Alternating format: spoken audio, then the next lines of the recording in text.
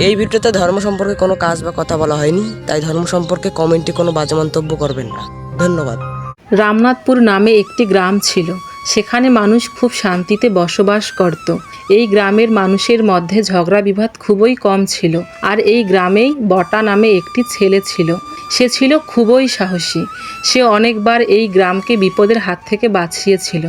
মা আমাকে একটু খেতে দাও, আমার অনেক খিদে পেয়েছে। এখানে এসে বস, খাবার দিচ্ছি। খাওয়ার শেষে সে তার মাকে বলে মাঠের দিকে রওনা হলো। মা, আমি মাঠে কাজ করতে যাচ্ছি।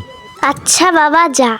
তারপর বটা মাঠের দিকে যেতে শুরু করলো। আজকের দিনটা খুব ভালো মনে হচ্ছে, তাড়াতাড়ি কাজটা শেষ করি। আজকে কাজ শেষ, এবার বাড়ি যাই। তারপর বটা বাড়ির দিকে রওনা হলো, কিন্তু গ্রামে ঢুকতেই সে মানুষের চিৎকার চেঁচামেচির শব্দ শুনতে পেল। সে একজন লোককে জিজ্ঞেস করলো, চাচা, কি হয়েছে? গ্রামে এত চিৎকার চেঁচামেচি কেন? বটা রে, গ্রামে রাক্ষস ঢুকছে। রাক্ষস? রাক্ষস কোথা থেকে এলো গ্রামে? আমি জানি না বাবা, তুমি কিছু একটা করো, না হলে এই রাক্ষসগুলো আমাদেরকে মেরে ফেলবে। আমি দেখছি কি করা যায়। এ কথা বলে বটা বাড়ির দিকে চলে গেল। রাস্তায় যাওয়ার সময় বটা একটা রাক্ষসকে দেখতে পেল। রাক্ষসটি একটা লোককে জলজান্ত গিলে নিল।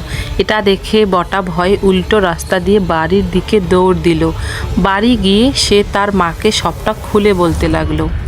দ্বিতীয় পর্বটি দেখার জন্য তোমরা আমাদের সাথেই থাকো। ততক্ষণ তোমরা ভালো থাকো, সুস্থ থাকো এবং ম্যাক্সটুন বাংলায় চোখ রাখো।